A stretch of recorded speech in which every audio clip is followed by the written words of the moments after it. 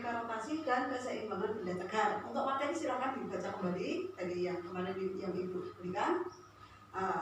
Yang kita bahas di sini adalah satu, dinamika rotasi dulu, dinamika rotasi. Nah, dinamika rotasi, penekanannya adalah pada rotasi. Apa itu rotasi? Rotasi itu adalah gerak yang lintasannya berupa lingkaran atau sering disebut juga dengan gerak melingkar. Nah, seperti itu, ini rotasi. Pada gerak rotasi atau dinamika gerak rotasi, yang akan kita pelajari yang pertama adalah torsi. Torsi atau momen gaya. Momen gaya yang dilambangkan seperti ini. Ini namanya toe. Toe, sekali lagi toe. Cepat ya, toe. Sekali lagi toe itu adalah lambang dari momen gaya.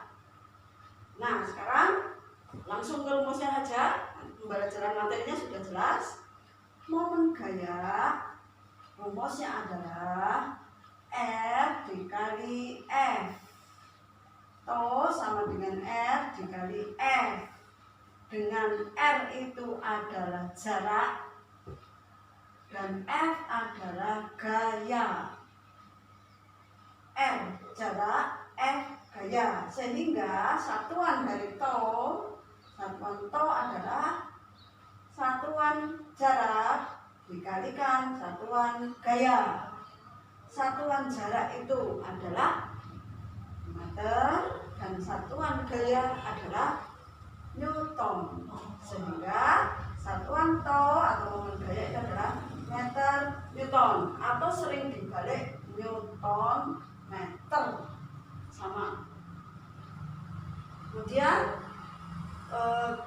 penerapannya, misalnya ada suatu batang, kemudian gayanya ditarik oleh gaya sebesar F.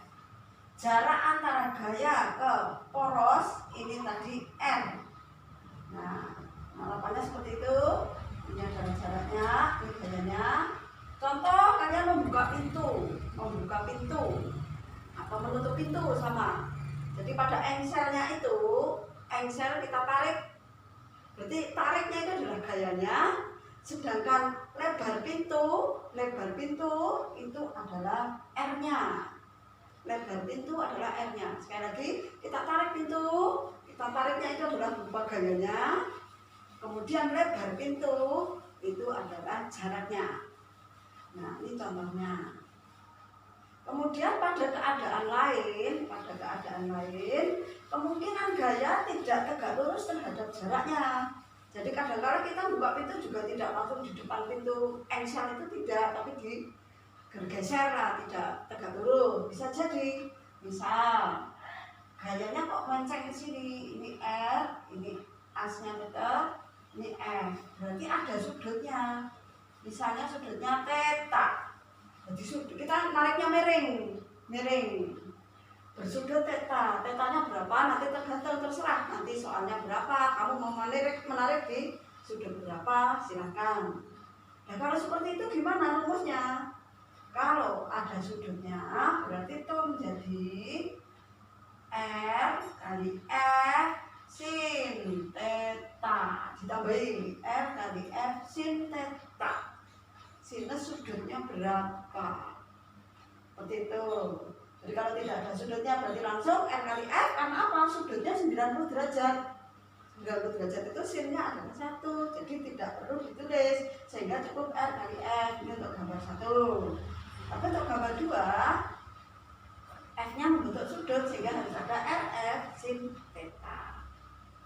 Gitu ya. Ini diperhatikan. Nah, sekarang berikutnya, bagaimana jika dalam suatu sistem itu terdapat lebih dari satu gaya? Contoh, lebih dari satu gaya.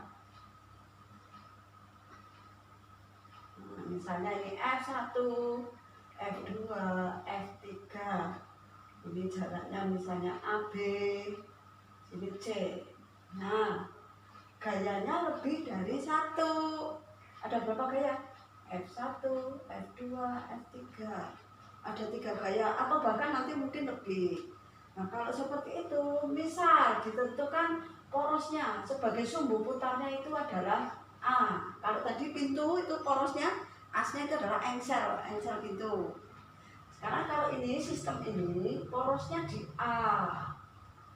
Berarti tonya sini karena gayanya ada 3, tonya juga ada 3, sehingga nulisnya to di titik A itu sama dengan sigma to. Sigma artinya jumlah. Jumlah dari mana? Ya jumlah dari 3 to yang ada di sistem itu. Sehingga bisa kita tuliskan to 1 dijumlah lagi dengan to 2 ditambah lagi to 3. Kalau ada 4 ya tambah lagi to 4 dan seterusnya. Nah, sekarang to 1 itu karena to itu rumusnya R kali F, maka to 1 itu ini F1 porosnya di A. Berarti kita tulis R1 kali F1 ditambah F2 sama R2 kali F2.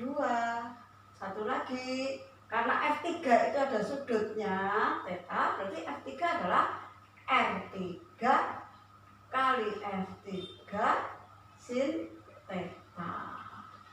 Nah, ini tinggal dihitung, angkanya nanti kan ditunjukkan berapa dan seterusnya. Hanya saja jangan lupa bahwa to itu memiliki arah, besaran vektor. To itu vektor, jadi punya arah. Arahnya yaitu positif jika arah pemutaran gaya terhadap poros itu searah jarum jam. Searah jarum jam. Dan sebaliknya negatif jika arah gaya ke porosnya itu berlawanan dengan arah jarum jam. Sekarang kita lihat untuk F1. F1 R1 nya karena ini F1 ini tepat di poros, berarti R1 nya 0. R1 nya 0 ya kita tulis 0 kali F1 nya misalnya 10 Newton kali 10. Sudutnya karena ini tegak lurus ya berarti tidak pakai sudut atau 90 derajat sinnya 1. Ini untuk yang di F1. Sekarang F2 kita lihat F2 dengan poros mutarnya ke sana searah jarum jam apa berlawanan arah jarum